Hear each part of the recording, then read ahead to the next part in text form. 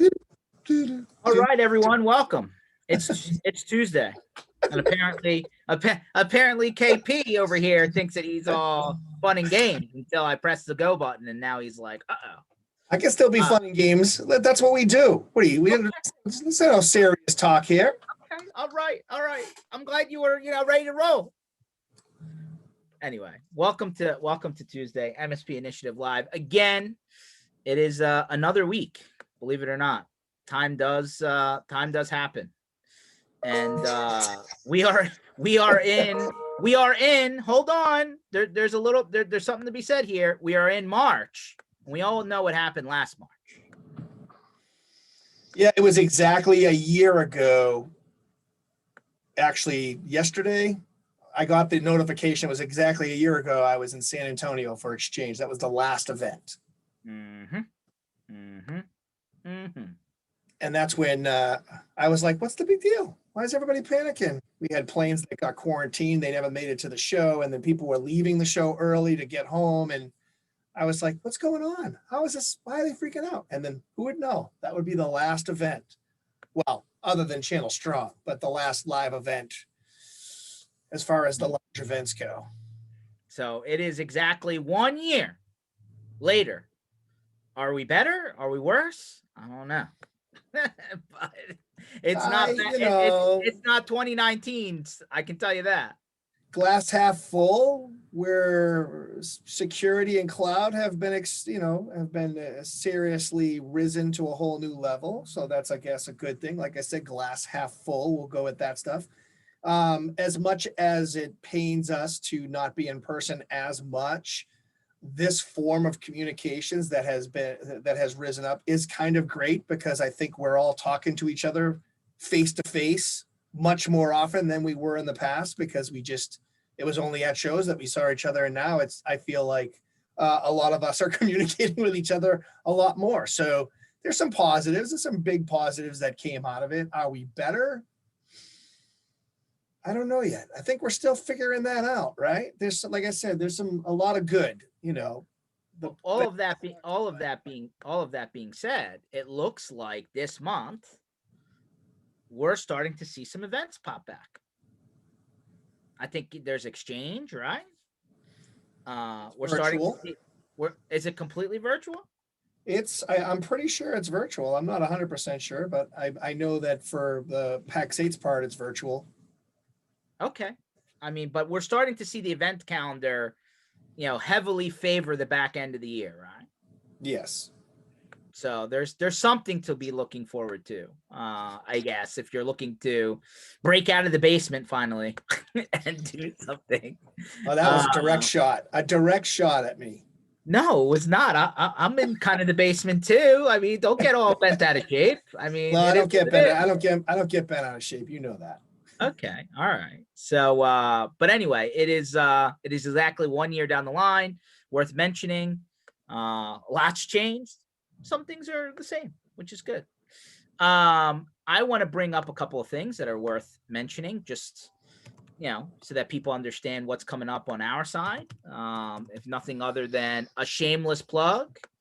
So I'm going to share my screen for everyone, just so that you know what's coming up. So we are getting back out on the road.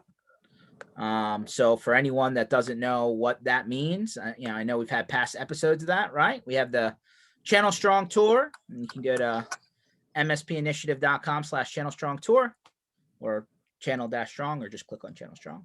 We're also doing lunch and learns. So there's actually 2 weeks of a bunch of stuff coming up at the back end of this month, March. We're going to be in Texas and Florida. So if you're in Texas and Florida, or you want to drive to Texas and Florida, join us. We'd love to see you. So a bunch of stuff there, a bunch of cities. You can see the schedule. We're happy to potentially get you guys involved, and all safe, all outdoors, fresh air, and come hang out. Meet you with your peers and talk shop and have a beer. Play a few games. I know Ken's, the cornhole champion, or so he claims himself to be. Maybe give him a run for his money. The other thing that's worth mentioning is we do these monthly giveaways. So a bunch of the vendors get together and actually give away free prizes. Well, you got nothing to lose. So go in and sign up. Maybe you'll win something. For those people who think they never win anything, you got multiple chances. And I'm not able to do this, right? You know, I'm not eligible, so I can't win anything on these. No, you don't get all the free cool stuff like, Dang it. man crates and gift cards and Gift all sorts cards, of yeah. gear, all sorts of stuff. Beer. Are there any mugs in that? I mean, listen, if they show up to a Texas or Florida event or sign up for certain vendors that might be participating, they may just get a mug in the mail. Nice. Or in person if they decide to join us. So yes, plenty of mugs available. And those are great mugs. Yeah, and if they show up in person, we can fill that mug for them. Exactly. Awesome. Wow. Now that we've gotten done with the housekeeping, let's talk about current events, shall we? Current events. So it looks like Microsoft Ignite, right? They have like 2 major conferences per year. Is right around the corner. I just started getting emails about it. I think BitTitan just sent me an email. So that's obviously completely virtual, right? But if anybody's been paying attention, a lot of announcements pre-Ignite are hitting all the major publications. So if you're a heavy M365, Office 365, Teams, OneDrive, SharePoint, they're rapid firing announcements like today. Like if you haven't gone, just go to Google News or whatever, type in Microsoft. You're going to see probably about 25 articles of pre-event announcements from Microsoft. And it kind of gives you an idea of where they're going. Well, I captured one earlier today about Microsoft announcing end-to-end encryption on calls, like internally, right? So if I'm on Teams and Ken's on Teams, and we do like a one-to-one call, that call will be encrypted, which helps compliance stuff and whatever. Right. It's probably worth noting that like if you call somebody else's phone number, that won't be encrypted, like inter-organization encryption. But that was a cool announcement that I saw pop through, and there's a bunch of other stuff. So Ken, how hard is it for the MSPs to keep up with all this stuff? Because there's probably 100 announcements if I caught it correctly. I mean, you almost need to spend 2 hours just reading through it. Yeah, it's difficult. I mean, even with, again, no shameless plug, but I mean, PAX8 does a great job of kind of taking in what's real and what's not real for a lot of those things. And then, and I'd say for the purpose of being agnostic, wherever you're going to should be, whoever you're using for your Microsoft should be able to decipher that stuff for you. Reach out to your rep because there is a lot. There's no way anybody really could spend enough time on the Microsoft stuff. I will say when Ignite and Inspire come around, pay attention. There's a lot going on. There's a lot of new announcements, like George says, and that's just pre-show. During the show, they tend to come out with some really cool things, make some great announcements about stuff that's changing. And so check this, right? Not that end-to-end encryption is a cool topic, but they one of the articles, The Verge, I'm not sponsoring The Verge, I'm just simply pulling them up. This is called Microsoft Mesh, which is supposed to be Microsoft's quasi VR play that will tie into Teams meetings, which is pretty cool, right? They call this Microsoft Mesh. That's a kind of cool announcement, right? I mean, I'm sure you got to get the headgear and probably some sort of, underlying projector type equipment. Who knows? But I mean, this obviously changes the game. This is kind of Star Trek-ish, except in Star Trek, you don't need the headgear, right? It looks like the person. Right. But I mean, listen, this is where that stuff comes from, right, Ken? I mean, we're just trying to catch up to the movies. So, we're usually a little bit behind, but yeah, no, I mean, they're still not teleporting people. Right. We're still trying to catch up to the Jetsons, let alone Star Trek. So come on. Hey, man, wouldn't it be nice, right? You got a meeting in Japan, you just step in, and there you go. Just break you apart and reassemble you again. Yeah, I'm not so sure. After watching Willy Wonka, I like the part about being broken apart. You know what I'm saying? Yeah. I actually was just watching that original, that 2009 Star Trek, right? Where Chris Pine and they kind of redid the timeline. Right. I love the line from Scotty. He's like, yeah, I told the guy that I could beam a dog from one planet to the other. He didn't believe me. And then he took like the Admiral's dog and like the dog disappeared. They didn't know where it went. Yeah, that's good. But sorry, I'm a straight up, sci-fi tech guy, like everyone else. I know this. Exactly. So that's interesting. So a lot, looks like, not to get into super politics mode, but it looks like Congress has finally said, hey, we probably want to figure out, do some hearings on the SolarWinds hack. Yeah. Not that congressional hearings do anything in some cases, but one of the things that came out from one of the U.S. senators from those hearings was, and again, not this isn't me, right? I'm once again utilizing the news, fake or otherwise, right?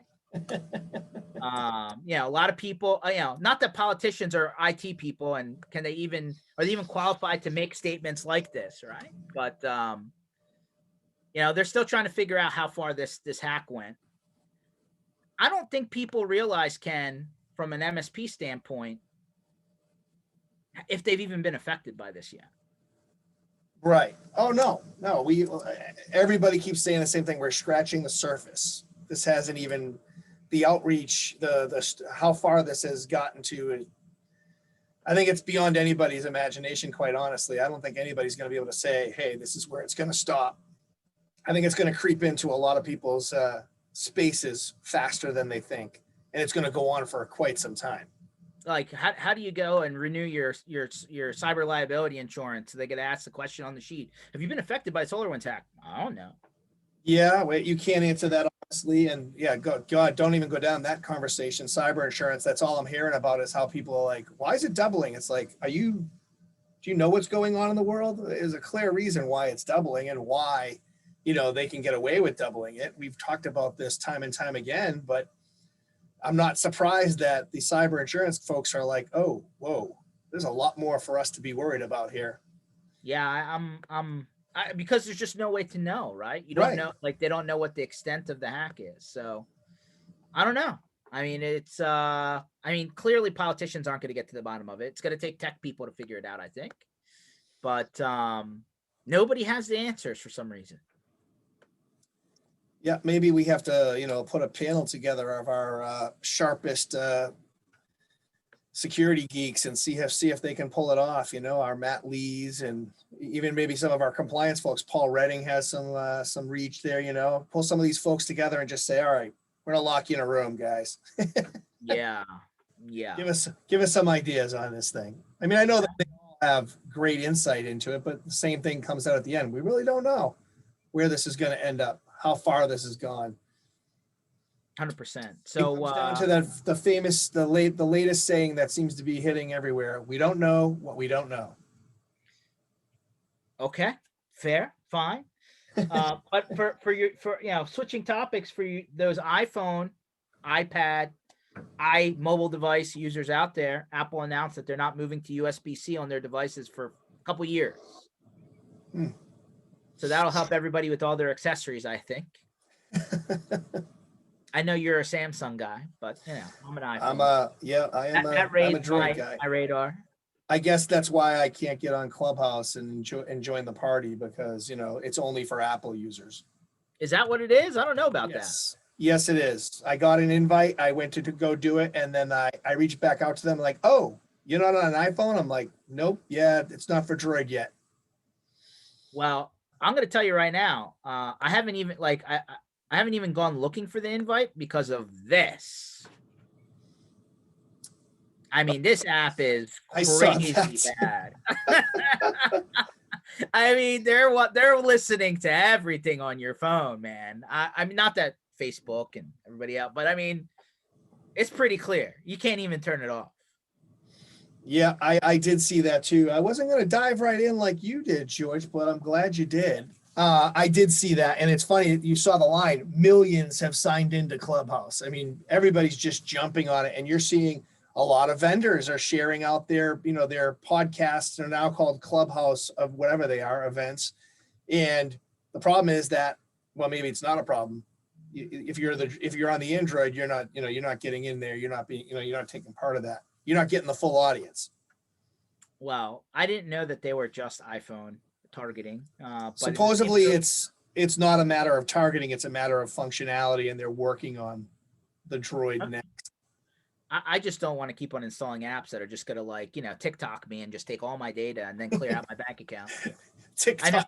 I know our friend Sade and our other friend Taylor would hate to hear that, but I'm not installing TikTok on my phone and hoping that all my photos and my tracking data and all that other stuff just somehow manages to show up in a different country.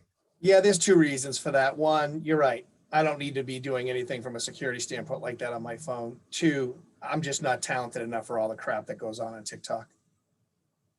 Okay. Just saying. Okay. Fair enough. Another thing that has came out, I mean, it kind of got hard. It kind of got lost. Sade responds, TikTok is a dark hole. Once you're in, you're stuck. It's a black hole for entertainment.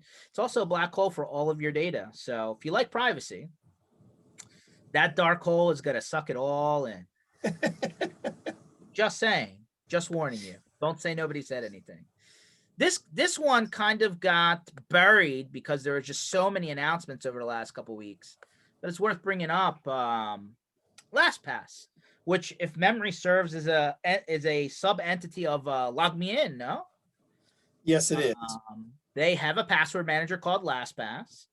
I know people use it, especially in the MSP space. I saw integrations for it to synchronize your passwords and stuff from the PSAs to LastPass. But yeah. It looks like the VC minds and brains of the world have decided to try and monetize the Lastpass from a freemium to guess what? We're locking you down. You got to swipe the card. God forbid. I mean, that part I don't get. Okay, so first of all, let's talk about the fact that, wait a minute, what? The thing that one of the most important tools in your stack is free? Should we reevaluate that? And then two, aren't you trying to make money? Isn't the whole name of the game to make money? And if you're going to put something out there for free, I get it. Initially, people put it out there for free to get people to like it, try it, whatever. We've seen a lot of companies do that. But now maybe they're ready to, put some more investment into it, build it up a little bit further. Maybe they've already made the investment and now they want to try to make that money back. So for me, the biggest problem isn't that a free tool is now costing money. It's more about the fact that you're using a free tool for one of your most important pieces of your stack. Or my take would be, hey, I got it for free all this time. Now it's time to pay. That's fine. Like I would be more interested into why it was free in the first place, because I don't think I would implement that into my stack knowing it was free unless I had really strong reason for that. So my guess is that it's a pretty good tool because a lot of people are using it and love it. If your only reason for leaving LastPass is that they're charging now, reevaluate. If the tool's working and doing what it's supposed to be doing, you probably should have been charging for it in the first place before they charged you. It's part of your tool. It brings value to what you do. Now, all of a sudden, I see the dilemma of the MSP's part because they're like, whoa, now I got to go tell my customers I got to charge them. That's not LastPass's fault. Well, that's in all fairness, right? And we've been talking about this. I think last call we talked about the NFR is just a time trial. If you think it's going to last forever, you're fooling yourself, and you should never use that in production, for the record. And two, the freemium model, right? We talked about the Gmail approach. We talked about let's get everybody and their mother to try the candy, and then turn around and flip it into a paid for solution. I mean, this has been happening for a long time. I don't understand what the whole fuss is about it. I agree. And again, I'm not trying to look, we all try to find ways to be as cost effective as possible. I guess I'll use that word. I get that. But for the sake of something like this, if the tool is working great and you love it, and you know it does what you need it to do, pay the money and include it in your stack and find a way to, you know, pass it on or not pass it on. I don't think the money is super like a big chunk of money. Am I right? You're probably talking like $1 a user a month. Right. If you can't roll that into your stack now without causing a problem, or eat it for a period of time and then add it into your next upgrade, you know, that's a bigger problem. That's something else that you should be looking at and trying to figure out. And again, I'm not one to go one way or the other or say you're doing it wrong, because I feel like there's a number of different ways of doing things, but just on the core of how you do things, you have to make sure that the tools you use are doing the right thing. And just because there's a cost increase or that there's a cost being implemented at all shouldn't be the reason why you move away from a tool that you like. Well, I mean, listen, LogMeIn's core product, remote access. I mean, they've been playing that game for a long time, right? They've been offering the LogMeIn remote access tool for a long time. I don't know how many MSPs still use it. I know for a long, long while it was baked into the Continuum solution. And I know that since ConnectWise has acquired Continuum, they've since started to migrate off of LogMeIn into their Control or Screen Connect platform. But I mean, you know, LogMeIn has a bunch of products now. I guess the point is, if you don't like that particular product, it sounds like the password manager is not, I mean, in 2021, it should be, I think it should just be included. I think you just need to have an answer. I think the big problem in the past, Ken, with the password managers is end users really didn't adopt them well, right? Like there was whether it was a UI thing, whether they didn't want to go through an extra step, the Chrome extension wasn't good and it didn't, you know, cause them extra heartache. But I think a password manager can, whether it's LastPass or Password Boss or Passportal, any of them. Yeah. I mean, there's even you know, some of those we just mentioned are MSP centric, right? Tools or MSP friendly, or they have a program for it. But I think it's a not only for using in-house, which is the first place you should install anything. We've talked about that. Every tool you sell should be installed in-house. Eat your own dog food, drink your own champagne, whatever you want to call it. But your house should be on order first so that your techs can relate. And when you're talking to your clients, you can relate. But separate from all of that, the tools themselves just have to work. I mean, they have to be something that you're testing and you understand and first. And every one of them, I don't care which one you use, to be quite honest with you, I'm sure there'll be ways to pick apart each one of them. You should be using something. You have to have a password management tool in your stack. And you can not only use it in-house, but a lot of these programs allow you to set it up so you can sell it to your clients, which is super important, right? Every one of your clients should have a password management tool in place. And guess what? They manage it. You don't, but you're the one supplying the tools to them. Yeah. Well, I think it's an obvious thing. We're not sponsoring anyone specifically. We're just saying, if you haven't checked the box, it's not standardized. Don't wait for your customer to go out and get Dashlane or some non-MSP focused one, and then you're going to be stuck dealing with it. So take that for what it's worth. But since we mentioned it's March and we're a year down the line, look at this, Ken. Apple has reopened all of their retail stores in the US. Wow. Interesting. Even in the states that are maybe quasi locked down, it looks like they're 100% open, 270 retail stores, all open. So if you need to get that Android to iPhone, you know, replacement there, Ken, I mean, just walk in the door and take care of everybody. Nice. I couldn't help myself. I had to throw that one out there. Listen, I'll go in and steal the Genius Bar people all day long, but that's it. Some of those people are actually slick. I'd rather take Genius Bar people than Geek Squad people, for whatever it's worth. Oh, absolutely. I agree. And for whatever reason, they're actually paying those people pretty well. Well, they have to, because, you know, some folks, I won't mention any names, are stealing them pretty fast. I wonder why. Good at customer service. We'll teach you the rest. That's right. So yeah, no, that's interesting. Speaking about that, I gotta think that, again, this is not a political comment. I'm just talking about the numbers. With what, 7 to 8 million people still out there looking for gigs. there's probably a buyer's market for hiring people right now. Where coming into March of 2020, it was the reverse. Unemployment was super low. You were bidding to try and bring people in, right, Kat?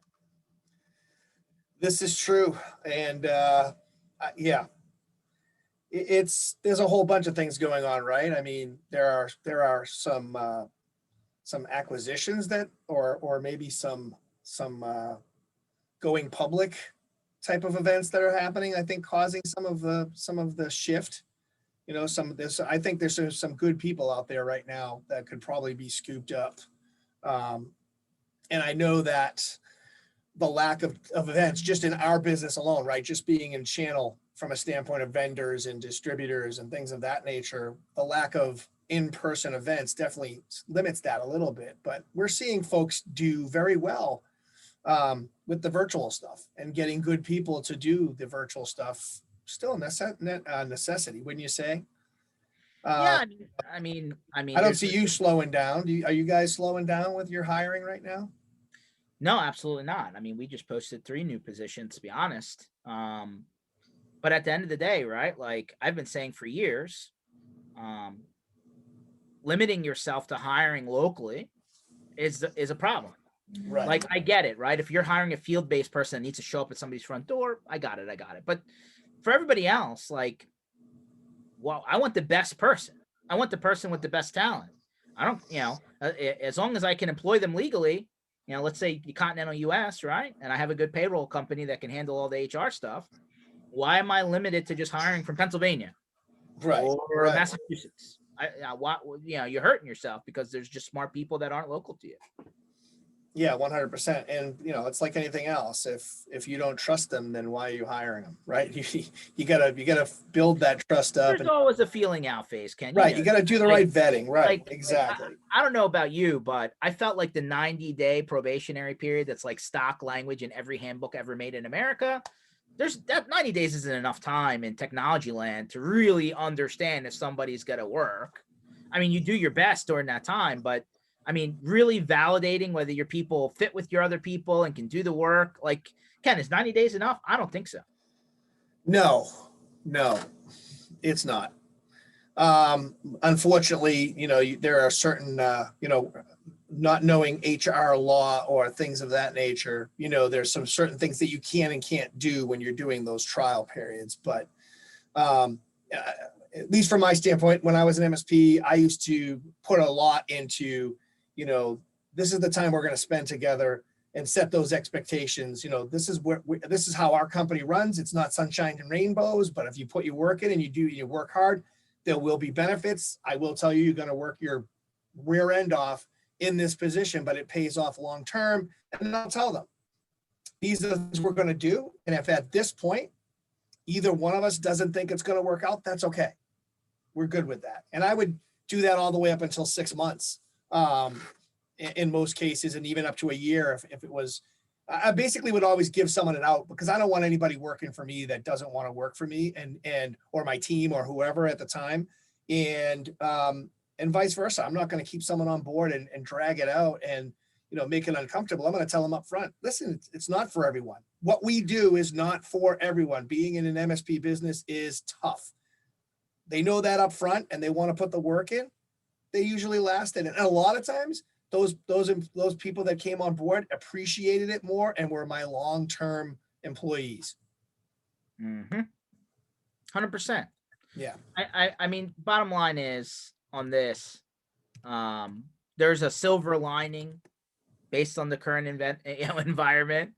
If you're looking for people, I know good people out there. Ken knows good people out there. I mean, not everybody fits every opportunity, but I think it's a employer's market right now, which is the reverse from the housing market in certain areas where you're literally putting a house on the market. I heard in Florida, and you literally, within less than a day, the deal's done. Like I was hearing less than a day is long. I was hearing first showing, 20 minutes into the showing, offers of the most ridiculous numbers. Here, people were just going nuts. They're like, yeah, I put the house on the market. The first showing, the person came in and I was trying to breathe. And we had 3 offers in, and we were trying to figure out, okay, does it make sense to keep going? Because they kept getting higher. Wow. That's crazy. I mean, Right. it almost feels like, I'm not sure if it's still the case. Great. Like in North America, right? This is always a trick question. What is the most expensive real estate in North America? Do you know the question? Yeah, answer that question, Ken. The most expensive real estate. And Yes, sir. go a little deeper. You just talk about in general. Yes. A building, a house. Yeah, both, all. The White House. Nah, no. So, try cities, Ken. Try cities. I don't think the White House. The market. The market. White House. What a pony. Well, I said housing, building. Okay, all right, okay. Metro area. Word the question properly. Okay, fine. Well, it used to be the major cities like New York City, Manhattan being one. I know San Francisco's super expensive. Yes. So when you add North America, Vancouver is the most expensive market to buy. Yes. Right. I did see that. Yeah. You take Canada out of the equation, then it's New York and San Francisco, right? But Florida and Texas and some of these southern states, I guess people just want to get out of the cold, Ken. Yeah. Yep. 100%. And it's, cost of living is less, right? So the housing's less. It's actually a little bit more in line. Whereas you come up here and they're like, oh, you can make more money in the Northeast. Well, your housing is going to be 4 times what it should be. And that's the scary part about that whole thing. It's never caught up. They've never actually aligned it properly. The rate of, your pay rates went up like this over the years, and the housing rates went up like this, right? And it doesn't match up. I can't imagine being a young person right now and saying, I need to go rent an apartment. When I look at what my son pays for his condo, I fall off my chair. I'm like, it's insane. And, and the pay hasn't jumped that much from when we were younger. It's not a huge stretch, especially when you compare the two. It's a lot. All right. It's painfully a lot. You know it. Listen. This is all part of the hiring thing, right? Like if you hire somebody from, Colorado, you're going to have a different, cost structure than Seattle, than New York City, than, Greenville, South Carolina, whatever, right? I mean, this is all part of the math story. Right. 100%. And it kind of lends itself to what you were saying earlier about if you hire someone from a rural area and they're getting the paycheck of Boston or Philly, they're going to be pretty happy more than likely, because that's not what they're getting paid out there, and their cost of living is less. So now it's a big deal, right? It's as long as when we say rural, like they actually have internet, because nobody wants dial up or, God forbid DSL at the end of the line. That's bad. Right. Well, we're bringing internet to the rural areas now. You know that. Right. Eventually, maybe in like 2040, it'll be done. Because 5G is real, right? I just saw this from our boy Joey P. Looks like TeamViewer acquired somebody today, or announced the acquisition. I don't know what Upskill.io. So, what is this? Is it accounts receivable? Supercharge your workforce. Smart glasses, mobile devices. Look at this. Oh, what did it say? Where the hell did I read that? Oh, wow. Oh, augmented reality. That's what it was. I only real quick. AR. Wow. That's some pretty cool stuff. But how does that relate to TeamViewer? I guess they're going to try and build it into the remote software like Microsoft's trying to do with their VR. Who knows, man? This seems to be all the rage. Speaking of Google Glass, when was the last time you actually saw Google Glass? I mean, when they came out, they were all the rage, and then they just kind of disappeared. Yeah, they did. I think I'm trying to think of, it got mentioned. Yeah, I can't remember. See, that's how long ago it was. I remember right before it came out, all these people like tried to create laws saying you can't drive with your Google Glass. Okay, yeah, I got it. Yeah. I'm sure I never heard any. Well, but now with the Tesla, right? The car drives for you. You can just wear the Google Glass all day long. Right. Yeah. Until the car punishes you for not listening and not driving. And now they made little contraptions you can put on the steering wheel so it drives and it feels like you're still touching the steering wheel. Yeah, the tricks in the games, but I want You to. heard that, right? The Tesla will shut you down. It will say you are no longer allowed to use the remote, whatever it is, the driver, automated driver for 24 hours because you didn't do whatever. So there's all I've never. I'm not a Tesla yeah, guy. me either. Actually, But when I read the headline that GM was going to try and stop making diesel and gasoline vehicles by whatever the date it was, I was like, what? I was like, do you know how long it takes to like? I'm not a Tesla guy. I know a lot of Tesla people. I'm sure you do. It's fun toy. It's like a computer with some wheels on it. But like when you go to recharge that sucker, it takes like half an hour or more. Half an hour sitting at the gas pump? No, sir. Nope. Nope, not for me. well, that's why you're supposed to charge it for the day at the beginning of the day, you know? Yeah, until you're driving a couple thousand miles and then you're screwed. Yeah. And if it's anything like your phone, apparently now we're not supposed to charge our phones at night. That's a bad thing. So yeah, No, I'm charging my phone at night. Sorry. I do too. 100%. I got one for you. I got one for you. Uh-oh, Look, here it comes. Sentinel-1 believes Yes. they're a $10 billion company. $10 billion market cap with a $3 billion valuation. This is like unicorn status times 3. It's it's going to be interesting to see. I mean, they definitely Wow, dude. Look at this. They're on their round F funding. They almost need to go public. yeah. They almost need to go public to get their money back. Yep. Yeah. They have I mean, they're very heavy in the enterprise space. I'll tell you, they must spend a lot on their marketing because I don't think they're becoming, well, they were when we used to go to airports. I used to see Sentinel-1 at the airports all the time. Just the actual ads popping up on the screens and popping up on the walls. I'm like, Sentinel-1 making their push. And that was what, a year ago? Are you real? I mean, are you seeing Sentinel-1 at our level in our sandbox? I feel like it's yes. big. Yes, we do. It's on PAX8's line card, and it's not super expensive, and it's nice to have that enterprise level of protection.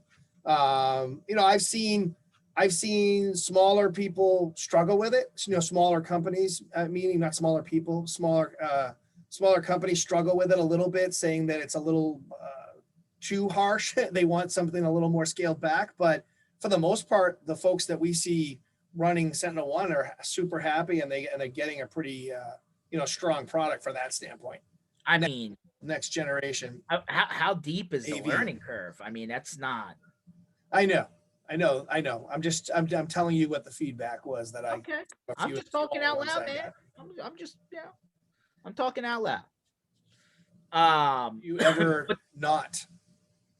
No, I'm pretty loud. Not gonna lie. That's what I'm saying. You're always talking out loud. Somebody has to. I mean, right now you're whispering. No, I'm getting messages from the other half saying I'm too loud already. Yeah, see, that's George's whisper right there, folks. Yeah, well, like I said, the basement maybe not soundproof enough. Maybe I need. No, mine definitely isn't. I get my other half telling me that last thing you were talking about was stupid. You'd be like, you're eavesdropping in, right? What are you talking about? Well, we could hear you. She brings the whole family in there to listen to me and make fun of me. Okay. All right. Well, right. I'm still lucky, right? My kid doesn't even talk yet, so we're good. Yeah. Wait till they start talking. You know, they go from "I love you" to "Dad, you're nuts." Well, I am nuts. I mean, I'm not going to disagree with that. Yeah, exactly. Yeah. We got JP. We got JP laughing there at least. Good to see you, JP. What's up, JP? We're gonna be down at JP's place in like a couple weeks. Yes. Actually, it's exactly 2 weeks from today. Nice. We'll be seeing JP. We're a little bit more entertainment, live music this time, JP. We're excited for you, buddy. He's like, live music? I didn't know. Yeah. We're coming with all sorts of surprises. It's gonna be gangster rap. Hope you like that. Yeah. No, it's not. Here's one for you, Ken. Sounds like SMS is still all of the rage. And since you are Mr. Samsung, I believe, here you go. Samsung's Messenger app will now let you send and receive text messages from your Windows 10 computer. Yeah, not a fan. Not a fan. I keep my text on my phone. Unless you have TikTok. Yeah, unless you have TikTok, and then just give it all away. Actually, I signed up for TikTok and I put all my belongings out on my front porch. Yeah, I see that.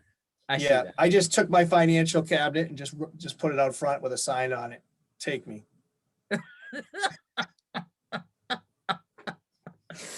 Speaking about TikTok, this is timely. This is timely. Check this out. Check this out. YouTube, for if you're a YouTube person, their competitor to TikTok is called YouTube Shorts. Sorry, that just sounds funny. Yeah. Are you wearing your YouTube Shorts right now, George? No, I'm a jeans guy. No shorts. Not now. It's way too cold for that. Maybe in Texas and Florida, I might change my mind. I don't know. I was gonna say the one time I had pants on, you had shorts on. So you know. Yeah, we never synced up on the I'm the other way. I wear shorts when I'm out front shoveling the snow. So yeah, you're weird like that. You're like the mailman that's walking down the street in shorts and t-shirt. Crazy. The JP said YouTube Shorts has a lot of copy TikToks as content. No surprise. You know, everybody's ripping off everybody else's stuff. You know, I love the websites that literally have a crawler that like take everybody content whenever it comes out on a website and just makes it look like their content. Yeah. Yeah. Straight up rip off job. It's good stuff. We're seeing a lot of that lately. I won't go into that. Never mind. Are you sure? Are you allowed to do that on this? I don't think so. Okay. No, I was talking about me and you, but never mind. Okay. Yeah, where's Matt Lee when you need him? Where's Matt Lee when you need him? Here you go. Boom. $67 million from ransomware. Oh yeah, I saw that Matt Lee actually posted that right away. Yeah. Ouch. So this is just what it took them to get through it. This isn't the fine. This isn't HIPAA, right? This is just hard cash. Well, yeah. The headlines keep on spelling it out, man. It's not going away. It's not going away. I don't know. 67 million. Is that enough? 67 million. Is that enough? There's some people who never see 67 million in 10 lifetimes. What do you mean? Well, you know what I'm saying? You would think it would be enough, but it doesn't seem to be. We just keep falling victim. And when you figure out what's causing it, we'll go right back to that password management and MFA. And so, there's a lot of ways that it could have been stopped. These things could be stopped. They're going to keep coming, but you got to do the basics to at least say, hey, we did our due diligence. We put these things in place. We put these layers in place. Look at George. He's still reading. I am. Believe it. Not good. But I got the next. I got the next one for you. Here you go. Since I'm an Apple guy and you're not. Apple study finds 1 in 5 participants experienced hearing loss. Okay. So Apple introduced ability to track noise exposure on your Apple Watch back in 2019, pre-2020. And basically they're saying 1 in 5 people experienced noise loss during their trial. Like hearing loss. What? Like they experienced hearing loss. Yeah, I got you. What? I just figured that out. Yeah, what a punk. But that's scary. Too much noise, Ken? I mean, how big can the speakers get? Hearing loss. I'm kind of shocked. I mean, I will tell you the Samsung cannot go that loud. That is for sure. My son plays his music when he's in the shower through it just with his phone, no speaker. And if I wanted to do that, I'd have to put a speaker on. My phone doesn't have the same volume. So didn't realize that was a problem. Okay. Well, I'll make sure to, the speakers that we bring out at JP's aren't right next to you. No. I didn't say I couldn't handle the noise. I'm saying the Samsung doesn't go loud enough. I understand. Here you go. Another Microsoft announcement for everyone on the planet that uses Outlook, because who doesn't? Unless you're a Gmail person, but you can still plug Gmail into Outlook. Looks like they came out with like a new view for Outlook where it kind of brings all of your stuff into one place. You know, files, meetings, tasks, and more into a single view. What do you think? It all sounds great. I don't know. I guess I'm so used to tabbing. I have everything and I bounce around. I don't need that single one thing to have everything all there from a standpoint of this stuff. My people get agita when they see all of my tabs. Yeah. I mean, I bounce around a bit. And, I'm getting used to my brand new screen, which happens to be a Samsung. Mhm. And it's definitely. Ken, why don't you just share with everyone that you have some stock in Samsung? Go ahead. I should probably, but I don't. Okay. I definitely use the, I was thinking about dividing the screen up and using sections with Power Toys from Power Toys, Microsoft. Anyways, I finally learned how to use it, but I realized I just like keeping my stuff where I have it, and I just bounce around. If I'm going to go here, I need this. If I don't know, it's just, I guess you get used to certain things, and it's not as much of a problem. I don't think I need it all to be on one screen. Maybe it would be at one point, it'd be nice to have the big screen open with all of it on there, but. Darren, our friend Darren, who's in California. Love your spot, Darren, by the way. We might have to just take a trip and hang out. He said, use tab groups, Ken. Use tab groups. Maybe you'll have to go and do some research on that tonight. Yeah, I got the, just Darren, I got the 49-inch curved screen as my, my NASA center here, and it's pretty cool. It's pretty amazing. Oh man, you're not big enough. I got 6 monitors going, bro. Well, no, I have the 49 as my center, and then I have my 31 over here in my, so I got plenty of space, believe me. Okay. All right.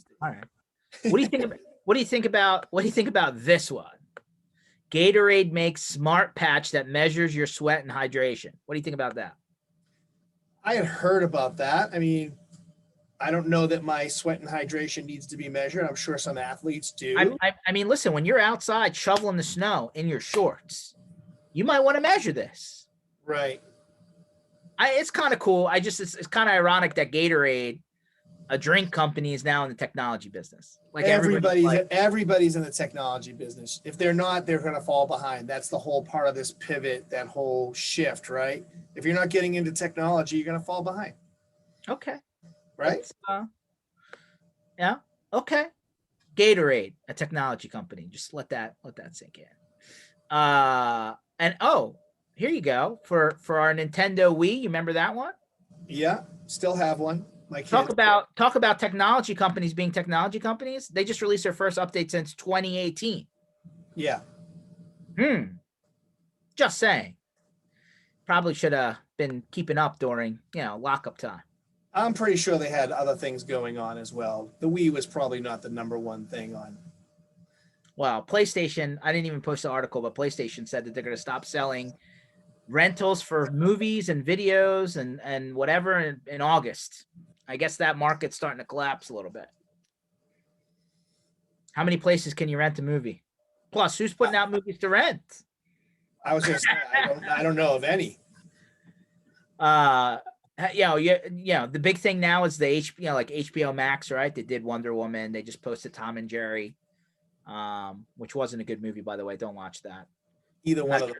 To be honest with you, I was gonna say Wonder Woman wasn't that good either. No. Just wait for it to come out on the regular stuff. But that seems to be the new way they're launching now, right? They're going to like Paramount just announced Paramount Plus, right? With all the new Star Trek shows they're talking about. Like, is that taking over CBS? Is that what it is? Yeah. And then like, my wife who's big on like the TLC and the reality TV shows, like they came out their own app, and it's like, dude, how many networks are gonna have their own live streaming app? Like, it's starting to get crazy here. Yeah, I mean, it's like everything else, right? Pivot. I mean, but like, do you want 30 subscriptions at $5 a piece, or do you just want the cable package? Like, at some point. I know, but then the cable package comes along, and your local channel's not on there anymore, right? Because they had some kind of dispute. So you lose CBS in your town, and oh, by the way, CBS happens to play your, the sports that you want or something that you want, whatever, and you can't see it anymore because they took it off. So there's that mix there, it's there's good and bad with all of it. Are we Yeah, gonna find some happy medium? I don't know. I get it. Well, let's use a little bit of the last run of our time to circle back to the topic that we were so big on last week. So I saw a couple posts from you saying that the Rocket Cyber pricing through PAX8 still good. Yes. It sounds like the direct pricing Yes. has changed. Well, no. So what it is, and I got direct quote from the president. So what it is that Kaseya is offering a package, through Kaseya. So it's a whole different SKU. So they're the one that everybody's going nuts about and bringing up is a new SKU through Kaseya that has some extra bells and whistles apparently with that for that price, whatever it is. Yeah, exactly. If you're buying it through PAX8, you're going to get it the same exact way you did before. It's month to month. The price is still $4. All those terms are not going to change with PAX8, and that's a direct quote from our guy who got it directly from the president. So I was able to go out there and put that out there. Again, it circles back to us talking about why is everybody panicking 0 day. Ask questions, dig in a little bit. If you're with PAX8, come to PAX8 and talk to your rep about what's going on with it. If you're not with PAX8 and it's the only way you can go to get it that way, talk to someone at PAX8, reach out, and I'm sure they can get it through PAX8 that way. That SKU is available through PAX8, and it's a completely separate thing. Kaseya has their own version of it with whatever they're going to offer for that price that people were losing their mind about. And that's pretty much, not to plug it or anything like that, but A week is like almost a yeah, week. yeah, no, Right? the feeling is that Rocket Cyber is a great company and the tool is working for you. Use it. It's still going to work for you. It's still doing the same thing. Nothing changed other than they now have money to do more stuff in the back end. And if that doesn't change down the line, then you can start making those, you can start making decisions, but don't do it like irrationally flying off the handle and basically saying, I'm done. I'm going to look for somebody new. And as it's been pointed out, yes, there are a lot of products out there like Rocket Cyber, but they're all different variations of what they do. Dig into what each product does, find out what works for your stack, and base it on that. That's it. Because I know there's a lot of companies out there throwing their 2 cents in and saying, we do this, we do that. And that's fine. There is a lot of great companies out there. But remember, does it do what you want? What was the reason why you picked Rocket Cyber? Did that change? No, it didn't. In my mind, it didn't. And most of the people that I'm talking to have said the same thing. It's not changing anything yet. We don't know if it will, but let's not panic until that time comes. Has anything else changed? Is there another product that's exactly like Rocket Cyber that does all the things that you picked it for? If the answer is no, there's no reason to move. Don't cause yourself extra pain over something that you have no control over and that it doesn't look like it's changing right now. Good advice. We said the same thing about Lastpass in a different angle, right? Free is free until it's not free. And what is the cost of the free tool that you have no support on? Yeah. Right. Like that. So let me take the last 5 minutes of this time. We already talked about our plugs, right? Channel Strong Tour, Lunch and Learns, the giveaways, all on mspinitiative.com. But here's the last topic I want to bring up, Ken, and I think, I probably should have brought it up earlier, but it's worth spending a few minutes on. I feel like, I don't know whether it's been the last year and change just because of the way things are, that a lot of the relationship that should be happening between IT or MSP company and their vendors have like dissolved into a transactional, don't call me, I won't call you unless I have a problem. That's not healthy, Ken. Yeah, no, I agree. I mean, I don't think that that's the overall theme because we've seen through Channel Strong, being out in front of people and talking to folks that quite the opposite is happening in most cases. I do think there's been a higher number of verbal, live people jumping out onto social and jumping out and just basically going at some of these vendors. But I would hope that the education that we're all providing is starting to work and starting to take place. the same relationship that we as MSPs, and I say that because I still count myself as an MSP. I did it for way too long to not say that. The conversation that we as MSPs, we should be thinking about is when we have our customers come at us, how do we feel? Did we cause it? Was it something that was done by us, or are we just going to chalk it up to, that's just another crazy customer? We don't typically do that. We don't typically want to do that, right? We want to figure out what it is. And then when we do find out that it's maybe is a crazy customer who's just spouted off, but they just went on and told everybody in the world how horrible our MSP is and we didn't do anything wrong. How does that make you feel? Not good. Right. Think about that before you do the very same thing to your vendor. Roll back and think, were they with all the good things that they maybe did for you? Think about how often have I even spoken to my rep? How often do I talk to my rep? How often have I put in the work that I want them to put into me? It's a two-way street. Both sides have to put the work in. Same with an MSP and their customer. Same thing with the vendor and the MSP. It's a two-way street. The work has to be put in by both sides. And I learned that much more by coming over to the other side and seeing both sides of the fence. But talk to the most mature MSPs in the space, and they'll tell you the same thing. My relationship with X vendor is solely based on the amount of work that I put into talking to them, letting them know how I'm feeling about business, about everything. My whole picture changes the game. So that relationship means something when both sides are doing it. If you're just sitting there as an MSP and expecting every vendor to drop everything they're doing and jump all over you for no reason, that's not the right way to go. And again, I don't bullet this stuff. I don't, I'm not trying to become expert, but yeah, I think it's just wrong. I think they just have to be open to it, Ken, right? Like we hear a lot of the, like I know people don't like the phone calls and the emails, but how else are these people supposed to communicate with you, right? Like when you talk to the inside account managers and the people that are supposed to be touching base with you from the vendors, and they're like, I call. They think I'm just trying to sell them something. I'm just trying to actually see how they're doing, what's going on. I want to build up a rapport with them. I want to see, like actually put a human element to the conversation.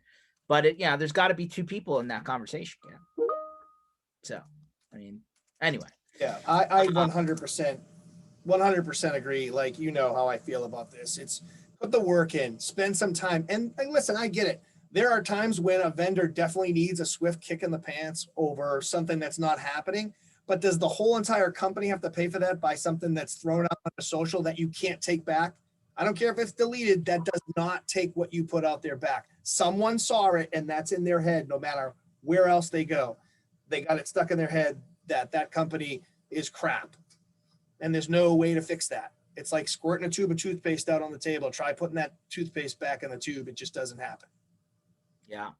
That some people have captured that from a marketing standpoint and done negative marketing campaign. What does that mean? Like there's a jeweler here in Philly and their campaign is I hate Steven Singer. Because everyone's like, why do people hate Steven Singer? They go to the website and they're like, oh, they don't hate him. They love this guy. So it's like a anti-marketing campaign that sometimes works. I don't know if that works well in technology land, but hey, I'll give them credit. Yeah. It's like I said, just work it out. Figure out a way to talk to them. If you're not getting satisfaction from the person that you're talking to, there's always somebody up the chain that will be willing to listen. Right. Just like I told the PayPal person the other week, are you the CEO of PayPal? I didn't think so. Let me talk to your supervisor. Appreciate everybody for checking in today. We love doing these, by the way. Puts a little bit of lightness somewhere in the middle of the day instead of just the regular ebb and flow of everything else that's going on. So keep in touch with us. We're here every Tuesdays and Thursdays, 1:00 Eastern time. Again, reminder for Channel Strong Tour, the Lunch and Learns, and the giveaways. You can find all of that, including a copy of this video and every other podcast webinar we've ever done on MSPinitiative.com.